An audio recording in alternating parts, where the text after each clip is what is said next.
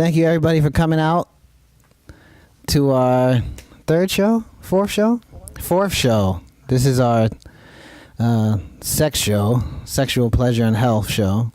We're at the Center for Sexual Pleasure and Health in Pawtucket at the Grant Building. And we have our special guest today who's going to give us some very insightful educational information. Executive Director, Ms. Kira Manzer. Yeah, I'm so excited to have you guys here. This is a drop-in center, so having it packed full of people is exactly how we love to have it. The Center for Sexual Pleasure and Health is a small nonprofit that aims to make sure that adults have access to medically accurate information that is pleasure inclusive about their sexual health. We were founded basically because our founder and I worked together at a sexuality boutique in Providence called Miko. I don't know if anybody remembers Miko from back in the day, but we worked there and found that a lot of our customers would come in with really serious sexual health questions. And we felt like there should be a place where they can come and get good information and not feel judged and not feel, uncomfortable or they're weird for asking those questions, but that they are natural, normal, healthy questions for adults to be asking. So we opened this magical place.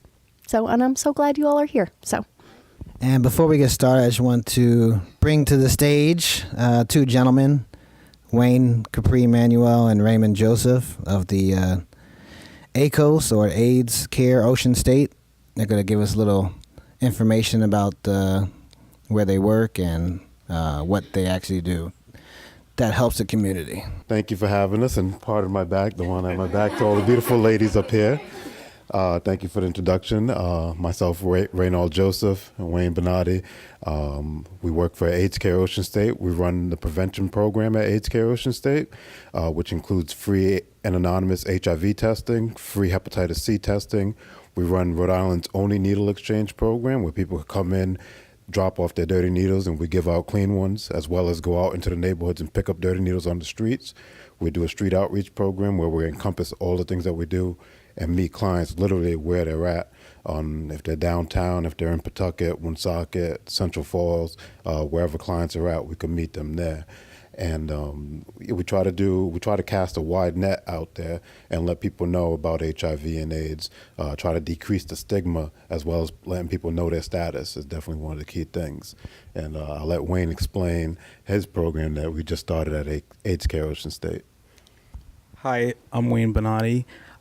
My title is a HIV navigator and Hep C navigator. What I do is I go out, recruit people in order to bring people in to get not only educated about HIV and hepatitis C, they also recruit people to bring people in for testing. So I also work with Ray in needle exchange. I help with outreach, anything to get the information out there about the program. I do. All right, so we're going to go ahead and get started. We have some questions from our host that they want to ask Kira. Some of the questions, no, I'm not going to say it. Never mind. I was going to say personal questions, but never mind. No. Go ahead. Yeah? For that, yeah. All right. I mean, yes, some of the questions are personal questions. Some of them are general questions that the community or other females would have that we're going to ask. And hopefully Kira can give us some insight and good answers on those topics. Thank you, Kira, for having us. It's really a pleasure to be here today. And like you said, we have a few questions for you. And the first one is there anything one can do to increase or change the sex drive? Thank you. That's actually one of my favorite questions. I feel like it's also one of the most complicated questions. So part of my job at the center is that I work as a sexuality therapist. So I was trained as a clinical social worker, and I also got my master's in education with a focus in human sexuality. So specifically, I could do therapeutic work around sexuality issues. And the thing that I see the most and that causes the most distress, especially among couples, but I also see individuals for it, is low desire or desire discrepancies as well. So maybe some person in the couple wants to have sex every day and the other person does not want to have sex every day. And that can be something that creates a lot of distress. It's an awful feeling. So one of the first things that I like to let people know is that stress and pressure are the absolute worst things for sexual desire. The other things so a lot of times if it's like, I really, really want to have sex, why can't we have sex? The person on the other end of that, it's like the magic touch of death. Like it's the last thing I'm going to want to do. So I think in couples, making sure that people feel supported and like they have time, things like making sure there's a lot of affectionate touching outside of like when a sexual encounter is going to have. So like caresses and hugs and kisses and things like that, which actually increase the connectivity between people. And then another thing that's interesting, I always think this is funny. I learned about it in my biology of sexuality class. Classic date night is like going out for dinner and a movie. Those are two things that like absolutely dull your sex drive. Dinner makes you full, all the blood goes to your stomach. Movie, you're sitting still. In fact, if you want to have a date that like puts people in the mood, it's been shown that a date, even if it's not real danger, if your brain thinks you're even in a little bit of danger and you go through that with someone, it actually is more likely to create sexy times later. So like going on a hike or like going rock climbing or something that's active, and in your brain, you might be like, just a little bit in danger is the most likely to end up with getting lucky later. That's true. That's actually true. You're not wrong. A glass of wine is a strong aphrodisiac as well. So it's a complicated issue between couples, but there's definitely things that people can do. Being active is really important. If people are on SSRIs or other antidepressants, that can have a big impact on sexual desire. So being in conversation with your doctor, if that's something that you need as medication. And if it's something that you've tried a few things and it isn't getting better, I would definitely suggest that people talk to their doctor, because that's a really serious medical issue that impacts your well-being and quality of life. A man states that any woman can climax. It's just based on a certain sexual position or technique. Is that true or false? There's a few different ways that people define orgasm. One of them is the rhythmic contraction of pelvic floor muscles. That's like the physiological definition of orgasm. But in actuality, orgasm, most of it happens in your brain. The pleasure center is located actually very close to the pain center. But if people do not have any sort of developmental delay in their brain neurologically, the capacity to orgasm is there. My favorite way of demonstrating this is people who have suffered spinal cord injury and are paraplegic. So they have no sensation from the neck down, can still experience orgasm. And the way that it happens is there is a nerve called the vagus nerve that runs outside of the spinal column. It's actually not involved with the nerves that run in the spinal column. And so that nerve can innervate or translate the message of orgasm from the body to the brain. So even though they don't feel sensation, they can still have an orgasm, which I think is amazing. I would say it's not necessarily only about sexual technique or positions. I also think orgasm is a moment of surrender. And so people need to feel safe and able to be vulnerable. They need to trust that their partner is invested in their pleasure and it's not just about the partner. So I think it's a psychological thing as well as a physical thing. But everybody, as long as they're functioning, in a normal developmental way, should have the capacity to have an orgasm. So, and that's awesome, right? What feminine washes or cleansing products should women use for hygiene, especially downstairs, if they, expect men to, perform oral sex on them? So later we're going to go to the basement and do some cleaning. No, this is a really important question, and it's a question I get probably asked the most when I'm on my college tour. And we do a tour called the Study Sex College Tour, and people are always amazed at the responses. So first I'll tell you about my favorite line of products, which is called Afterglow. And it was developed by a woman specifically to be pH balanced with the average pH of the vulva and vaginal environment.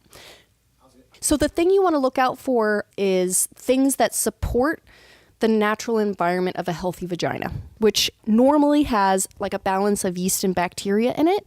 And what happens is with a lot of products that are not made specifically balanced, they just wipe out one half of that equilibrium. So things like Summer's Eve douching products, a lot of the products that are like, make your vagina smell like a field of flowers. And in fact, you're actually damaging the environment and preventing your body from being able to naturally clean itself. So the products that I really, really like are called Afterglow. And they have both things for washing, things for before you shave, during shaving, and then after shaving to really calm the skin so that it's not irritated.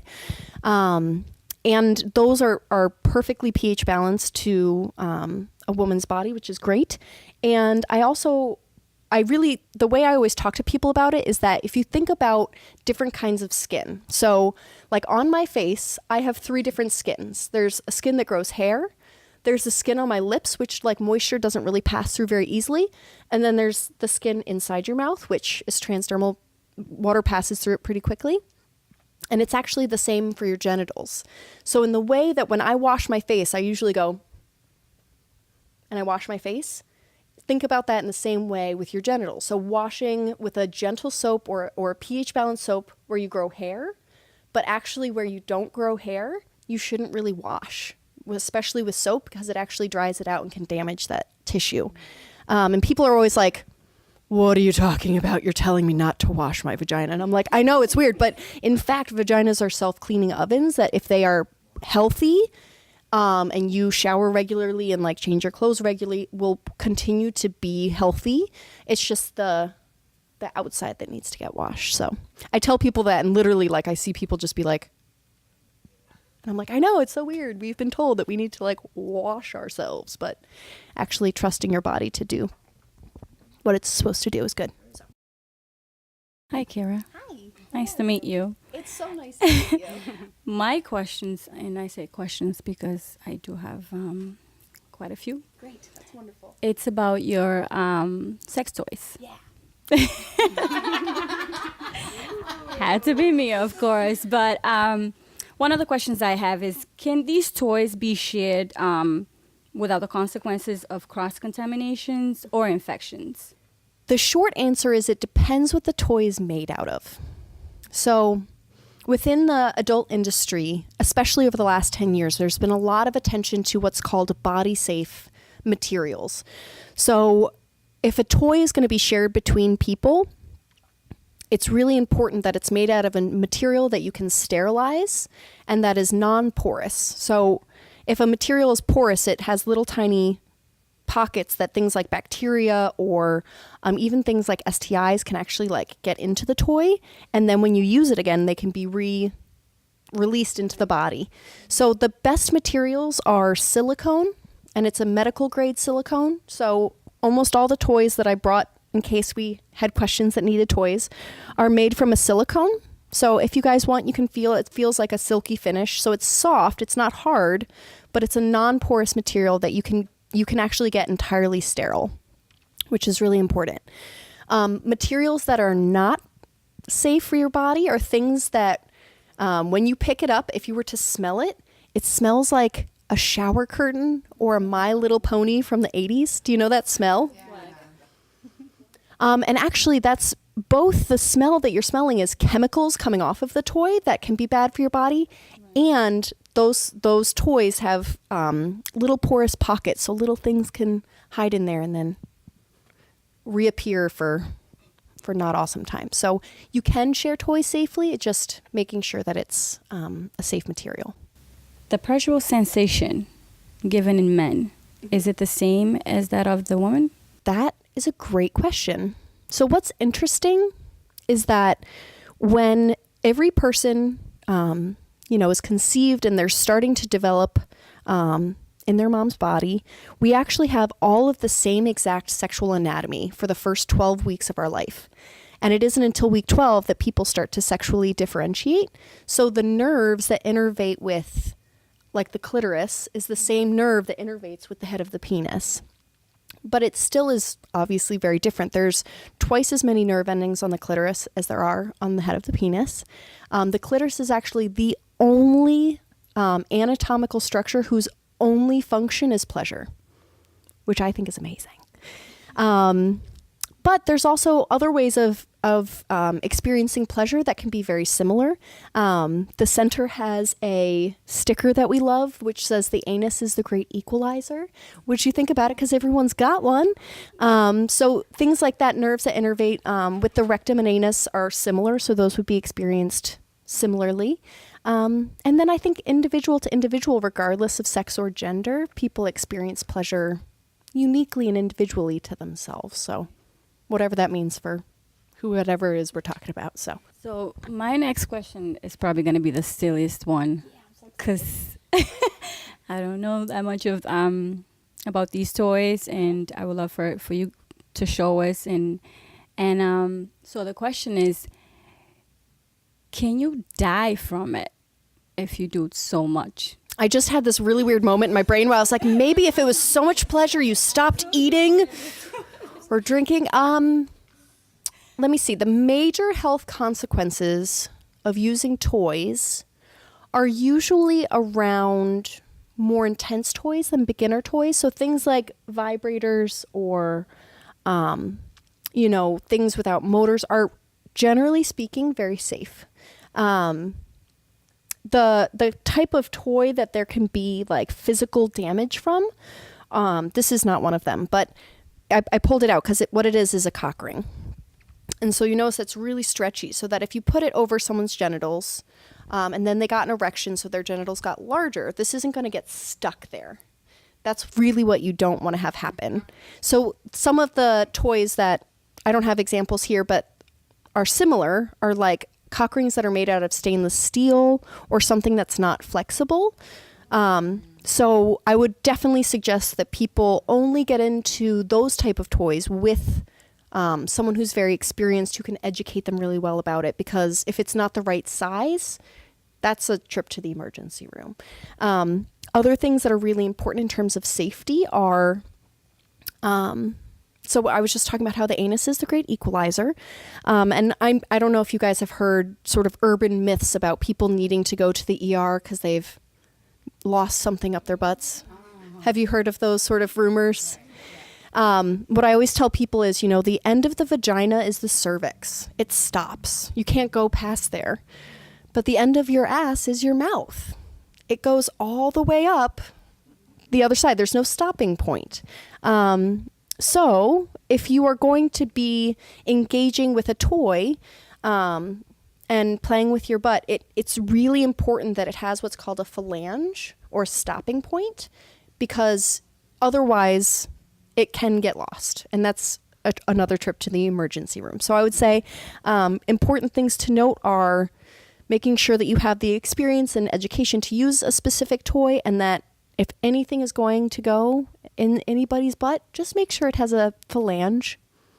My mother is a anesthesiologist outside of Philadelphia. She worked in the emergency room for a long time. And there was a professor that had come in from a local college, probably like every 6 months, every year, every time would be like, I don't know how this random household object got lodged in my butt. I just don't know. And my mom would be like, it's like every 6 months I see you. And so when I got into sexual education, she was telling the story, and I was like, but Mom, has anybody told this person to just put things with a phalange on it? And she was like, no, I have no idea what you're talking about. And I was like, say that to that nice person the next time you see them. And she did, and they haven't been back in like 5 years. And I'm like, ugh. If I can help you skip trips to the emergency room, I'm doing a good job. So my question to you, I heard that some women don't achieve orgasm during intercourse. Is that true? If so, what can they do to be able to have a hallelujah orgasm? Woo! So this question is actually a great example of how, as like a society, we have so little information about how people's bodies actually respond during sex. In the 70s, I believe it was, there was some groundbreaking research done that found that 70% of women are unable to orgasm unless they have direct, consistent clitoral stimulation. So it's pretty basic statistics. Most women cannot climax without that type of stimulation. However, if you look at, I often turn to porn as like a reflection of how people think sex is supposed to be. And if you look at a lot of ways that people show having sex in porn, there's very literal clitoral stimulation. It's mostly just like what I call the jackhammer move. In and out, and in and out, and in and out, and in and out. And that doesn't provide any direct clitoral stimulation. Oh, Biscuit's getting into the food. I should be sorry. She really is the princess here. It's not normal.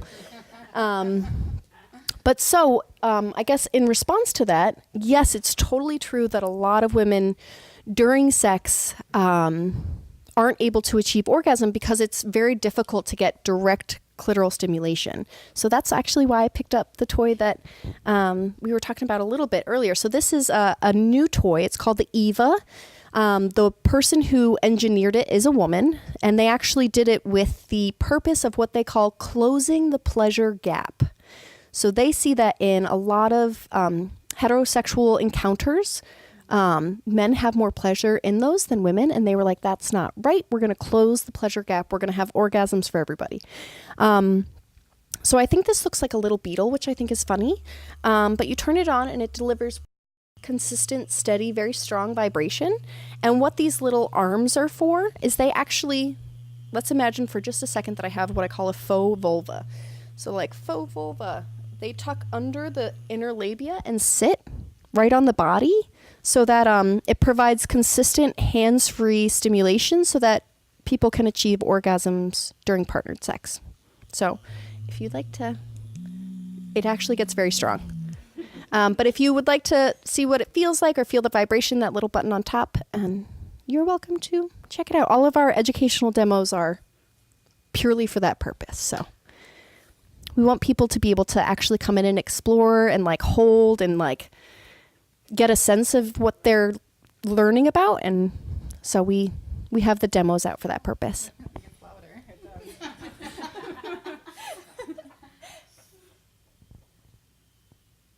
So something so simple, right? Like a specific type of stimulation equals orgasms.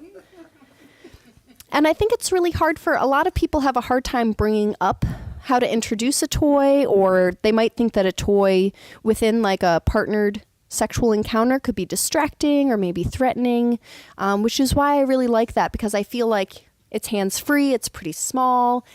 On that last setting, it gets pretty loud, but it's quieter than a lot of other vibrators. So it's a lot less of a distraction and much more of just something necessary so that both people can experience orgasm. Yes, thank you. I know my parents or my aunt and my mom will be like, what is this? But anyways, my question is, do you cater to a lot of same-sex couples, and do you have also married couples? I see in my therapy practice both straight couples as well as same-sex couples. I also see individuals who identify both as straight or sometimes as queer, lesbian, gay, bisexual. My background is actually, I have expertise in specialty within LGBT topics. I worked for a long time at an agency in Philly that was an LGBT agency, and a lot of my graduate work was around LGBT folks. So we work really hard to make sure that this is a space where, regardless of your sexual identity or your gender identity, you are welcome here, and we just want people to have access to information regardless of how they identify and what their story is. Are you human? Come on in, as long as you're over 18. Who is the founder? I actually, thank you for asking. Our center was founded by my mentor, whose name is Megan Andiu. She is a local Rhode Islander who she worked at Planned Parenthood for a long time, and then we also worked together, like I was saying, at MECO. And she's been hailed as the sex ed warrior queen. She's someone who's been in the field for about 17 years and was one of the first people to talk about the importance of including conversations about pleasure when you're talking about sexual health, because she saw how when you don't talk about pleasure, you're missing important information. So, for example, there's a lot of research that shows that people want to be able to go to their doctor and ask their doctor questions about sexual pleasure that might range from something like, you know, I'm having a really hard time having an orgasm with my partner and I really want to have that experience. Or, you know, it's painful when I have sex and I don't know why. But research has also showed that people want their doctors to bring it up, and doctors don't generally bring it up because they don't want to offend their patient. And so there's this sort of like stalemate where both people are like, and not talking about it. And that's what ends up happening, is that then people end up in my office, and I've had people who are weeks away from a divorce or were inpatient because they were so depressed about whatever issue it is that they're facing. And that's something that people shouldn't have to get to that point before you can get information, before you can get help, before you can get support. So Megan really was like the person who made all of this happen. So a lot of these books are her books. She did a lot of the decorating. She's amazing. So thank you for asking. Well, props to Megan. Hopefully we can meet you one day. So can pills and other hormonal methods of birth control lower sex drive? If so, why? It's one of the, in my opinion, largest ironies about birth control is that a lot of people have side effects that impact their level of libido or sexual drive. So other side effects of birth control include things like weight fluctuation, mood shifts and changes, and sometimes like people can have skin reactions to it. So the main reason why it can impact sexual desire is that our hormones are part of like a complex interaction of things that make us feel sexy and in the mood, or make us feel not sexy and not in the mood. So it could be systems that are involved in sort of that entire process are things like our neurotransmitters, our hormones, things like if you have a lot of stress in your body, or even if you're taking like an antihistamine, that can impact your sexual response. You think about how if you take antihistamine, it dries out the mucosal membranes in your nose. Guess what else has mucosal membranes, like your genitals. And so a lot of times people expect their bodies to act a certain way.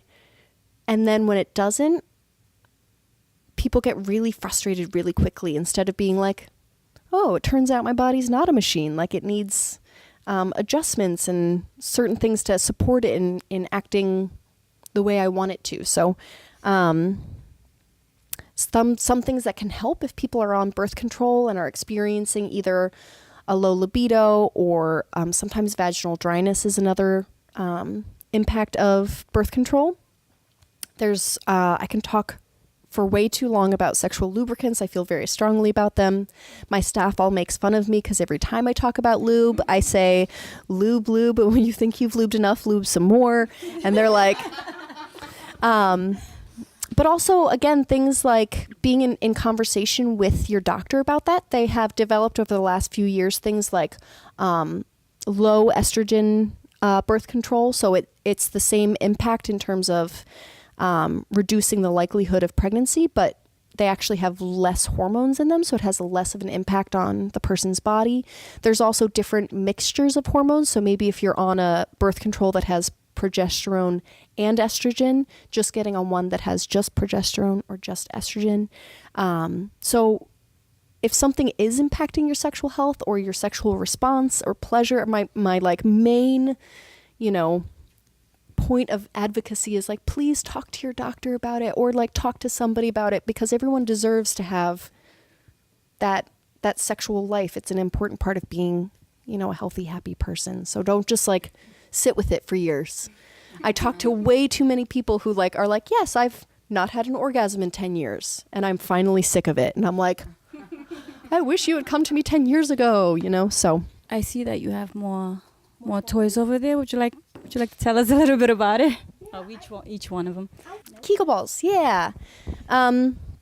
So Kegel balls are specifically, they're a product that's made to support people in doing their Kegel exercises or strengthening the muscles of their pelvic floor.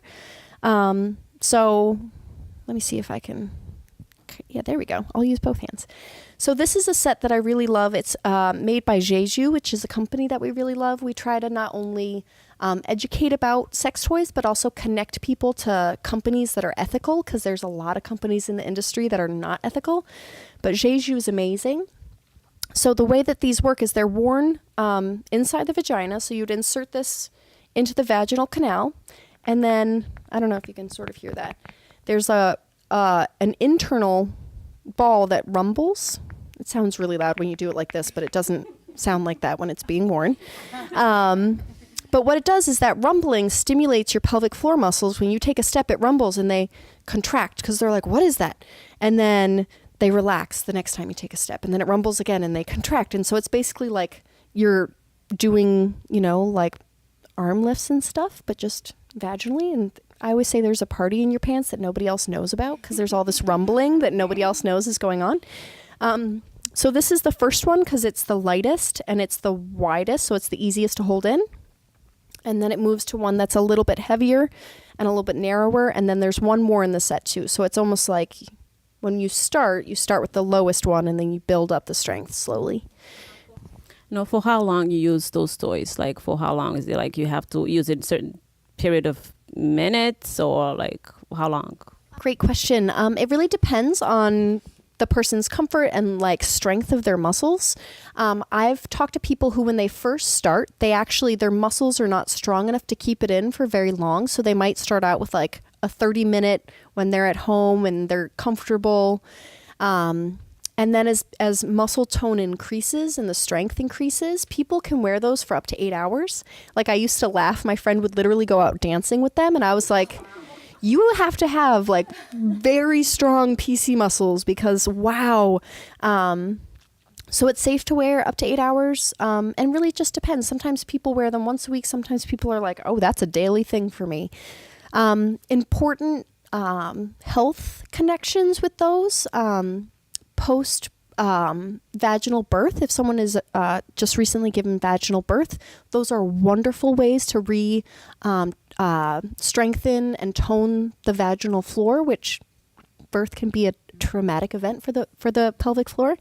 So if people are experiencing any sort of incontinence, so like if you do go dancing and you notice that like you pee just a little bit, which is like a pretty normal thing, toning up the pelvic floor muscles is a really great way to stop that from happening. So a lot of times people also talk to me about those with regards to that. And finally, I don't know, I feel like I'm repeating myself, but the rhythmic contraction of the pelvic floor muscles is actually what the physiological definition of orgasm. So again, if those muscles are stronger, that also means that your orgasms will be stronger. So that's exciting too. I actually brought this one over specifically to talk about the importance of having a flange on a toy if you're using it anally. So I brought a toy that did not have a flange to sort of demonstrate what that might look like. This is a hard plastic vibrator that has a curve. So it might be used for G-spot stimulation, or it could be used for prostate stimulation as well.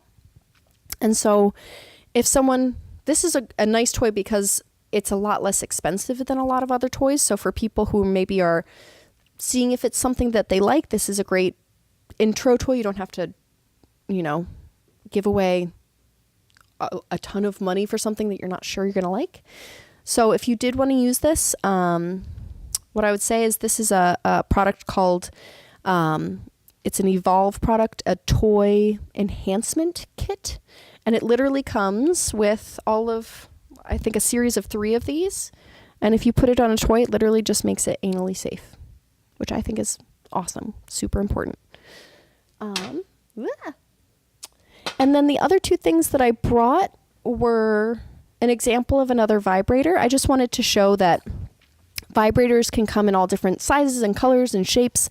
And I really like this one. It's actually designed to look like a leaf.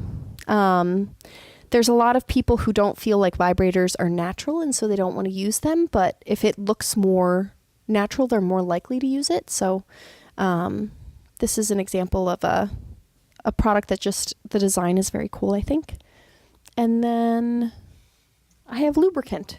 I have a ton of lube. So if you guys want to do lube sampling, we can do that. But I tried to keep my toys pretty simple. Well, I don't know how to go by this, but I'm gonna ask.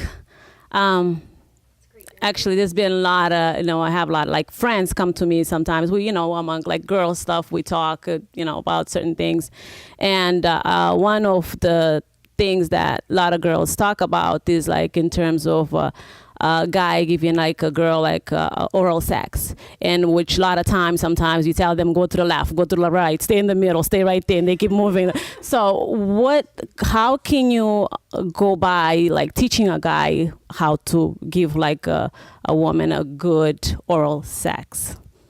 Besides getting like a GPS to find the way. I think we definitely need to create a GPS for some guys. One of the things that I often give my couples that come to me for therapy as homework is, and this depends on the level of trust and intimacy between partners. I think this is an activity that would not be a, one night stand activity, because you'll understand when I explain it. But I do what's called genital show and tell with their partners. So without the intention of it being a sexy time, but literally with the intention of like exploring and being curious, sitting down and having like half an hour a person, just being like, please, I'm interested in getting to know your body more and from your perspective as well. So having both people really explore and do a show and tell and talk about different types of stimulation, and becoming more familiar with each other's bodies, which I think the question is like, how do we get better sexy times? And being like, so totally separate than sexy times, we're going to do a lot of communication. But it's actually really helpful because then people have a good familiarity and awareness of their partner's body. And one of the things I like to let people know, this is a random but true fact. I'm going to pull out my zebra fabric vulva to show you. So we are big fans of the vulva puppet at the center. It's a great teaching tool so that you can talk about bodies, but with a really fun teaching aid. So if you were to look at the external part of the clitoris and separate it into quarters, like imagine a clock, like 12 noon, 3 o'clock, the upper left-hand quadrant between 12 and 3, not for every woman, but for a lot of women, is the most sensitive area. So it is under the clitoral hood, and then that's the most sensitive.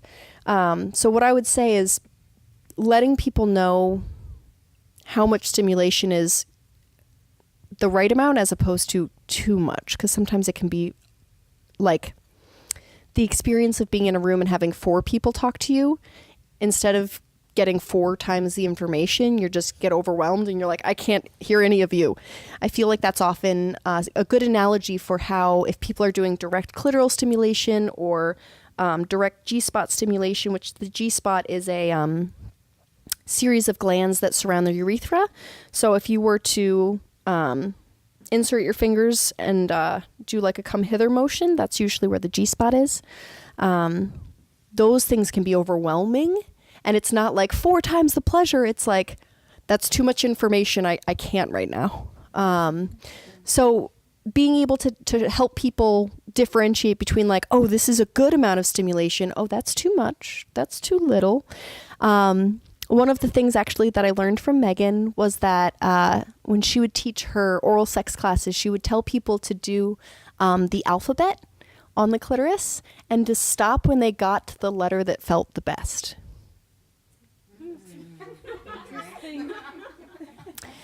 Which I thought was really fun and a really good example. And then also thinking about different types of stimulation in terms of how we actually use our mouths. So there's a difference between using like the rough part, like the flat part of your tongue, and using the tip of your tongue. And literally during that like exploration time being like, well, how does this feel? How does this feel? How does this feel? Are you into this? Because that gives you a lot of information that then when you're actually in the moment, you can use that information to communicate really effectively, which is super important part of sexy times. So I had a question because when I first came, I saw these little toys. I thought that was an IKEA. I was like, oh, those are cute. But then you had told me that they're actually certain, what's the word? Not diseases, but STIs, yeah, STI. So can you tell us a little bit about the stuffed animals you have? Ray, who is here from ACOS, was talking about how stigma around HIV is one of the most harmful things that ACOS fights against, because it keeps people from getting tested. It keeps people from feeling like worthy of being a sexual partner. I've talked to a lot of people who, because of an STI diagnosis, are literally like, I'm never having sex again. That's it. And you're like, that doesn't have to be the answer. Like, STIs are actually incredibly common. Most of them are very easily medically managed. And so, yeah, the STIs are a fun way to talk about them without, in a way that's like a little bit less threatening. So if you will hold this, I'm gonna grab chlamydia. This is one of my favorite stories, is that I sent a few of these to some of our colleagues at El Dorado, which is a toy distributor that we work with. And one of my friends had herpes on her desk. So herpes, where is herpes? Is a yellow STI. It kind of looks like a fried egg. Yeah, there's herpes. Hey, come to say hi. So herpes was on her desk. Herpes has some of Biscuit's hair on it. Sorry about that. And a friend walked by and was like, what is it? It's so cute. And she was like, oh, it's herpes. And then within a few minutes, they were having a really honest, open conversation about that person's diagnosis. And they were like, I really don't usually talk about this. Like, I usually feel very, private about it. And it was like, it made it something that they could talk about in a way that wasn't shameful, and they weren't being judged. It was just being honest about something about their health status. And I thought that was a pretty magical story, because STIs are a reality of the world we live in, and I just don't want people to feel like they're not worth anything because of an STI diagnosis. It's not awesome news, but you're still a wonderful person who is worthy of love and belonging. So, so then we use these to talk about them. I think gonorrhea is also back there. Gonorrhea is a great hugging buddy. Yeah, look at that. Don't you just want to hug that? It's so sweet. So we also have fun with them when we teach. We do like HIV and STI education, and we'll break people into groups and literally be like, your group chlamydia, go on. So that's fun too. All right. Does anybody in the audience have any questions they want to ask Miss Kira? My question is, when you're introducing toys, say as a female, to your partner, like, how do you make the male feel like they're not inadequate introducing something else into the equation, such as a toy? Yeah. I think at this point in my life, being who I am, it's a lot easier, because most people who get to know me know what I do. But if someone is not, a professional sexuality educator, I actually often suggest that people use medically accurate information. So things like, 70% of people can't orgasm without direct clitoral stimulation. I would love to have an orgasm with you. I like to talk about sexual communication from the perspective of making it sound like a holiday, not a funeral. I think a lot of times when people communicate about their sexual needs, because there's so much shame connected to our expression of sexuality, we express it like, I was wondering if maybe you wanted to use toys, but we don't have to. It's not a big deal. As opposed to like, I have a great idea. It's going to mean it's going to be so much fun. Orgasms for days. Why don't we bring in a toy? Wouldn't that be fun? And like, if people are like, why do you need a toy? It's sort of like, because sexual diversity and exploration and different kinds of ways of having sex are exciting. You know, and it's that way. It's not like, is it okay if we, and then it's like a funeral. It's like, great news, you're invited to the holiday called having sex with me. Let's do this. Like, so I guess keeping it positive, being confident that your pleasure is important, and being clear that it's a different experience than being with a partner and their body. It's a totally different, you know, sensation and experience, and it's not replacing or overtaking. It's really just adding an accessory to improve both of your experiences. So There was an episode of Sex in the City where there was a toy found by the maid in the drawer, and she told the lady, if you keep this or a male sees that, they're going to think that you don't need them. Right. So I was always curious about that. Well, and I think that's a big, like, that is a reality that a lot of people experience toys as threatening. And I think that's a big part of why the center does the work that we do, because with a little bit more education and with a little bit more information about how toys work, it would be like, you know, your car feeling threatened because you got a bike.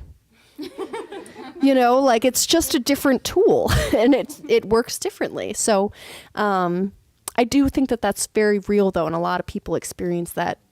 So I'm glad you brought it up. Thanks. Actually, this question might be for the men as well, because I think it's like a taboo question, especially for the men. Is it true that men, besides their penis, get sexual pleasure by anal? Yeah. So actually, a totally different set of nerves connects with our anus and rectum than connects with the front of our genitals.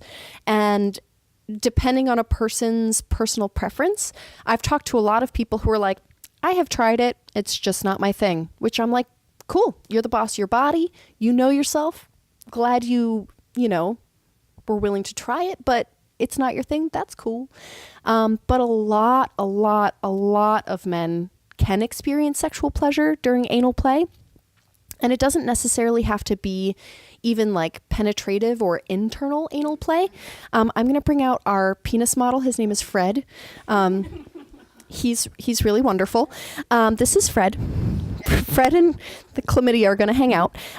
So one of the reasons Fred is such a great model is that you can just flip Fred upside down. Fred consents to all of this always. But so behind the scrotum and in front of the actual the anus is a strip of skin that, as one of my weird sex educator things, I've started collecting names for. So far I'm up to taint, grundle, fleshy funbridge, the perineum, which is its like medical name. There were other ones. Do you have one? I'm now, and now you're going to have me saying man pussy in front of hundreds of people. So, and also man pussy. Yeah. Okay. But it's a part of the body that if you put pretty firm pressure, you can stimulate the prostate, which is essentially like it's similar to a G-spot for people who have vaginas, but it's just located sort of if my finger were to continue traveling through the body, it would be right there. So you can do external anal stimulation that can still be really pleasurable. So I think it's important that people understand that there's lots of different ways of experiencing anal pleasure. They're not all penetrative. And if that's something that you enjoy and experience pleasure with, another taboo rumor I've heard is that only gay men like to have butt sex. That's really not true. There's so much research that actually shows that straight couples have a ton of anal play, and straight men enjoy anal play as well. So it's one of those inaccurate pieces of information that I think adds to a lot of people feeling shame about their sexuality. So I will take Fred's butthole and put back over here.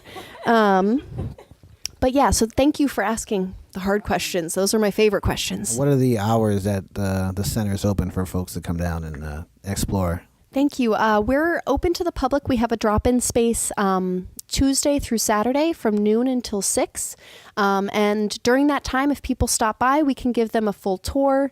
We have one of the largest sexuality libraries on the East Coast. We have an entire display wall of educational materials. We also have free condoms and lube if people want to take away safer sex supplies, and really like a personal sex educator that will walk around the center with you and answer your questions, make sure you get connected to resources that are important. So I always tell people it's a wonderful like adventure spot. Like, you know, on weekends you get up and you're like, I just want to go somewhere wacky today. And you end up somewhere wacky. We are totally one of those wacky destinations. So yeah, it's a good place to sort of like post brunch, pre-dinner, stop by and explore. So great. So that's going to do it for our show today. Thank you very much for coming out. Everybody give a round of applause to Ms. Kira. Right? And yeah, definitely, we would definitely suggest everyone, all of our followers, to definitely come down, take a look at the center, you know, explore it. I want to thank our hosts again, Nasilda, Helena, Sandra, Diva, Maria, and Napoleon on the camera. And we hope to see you all at the next Coffee with Kriolas. Thank you.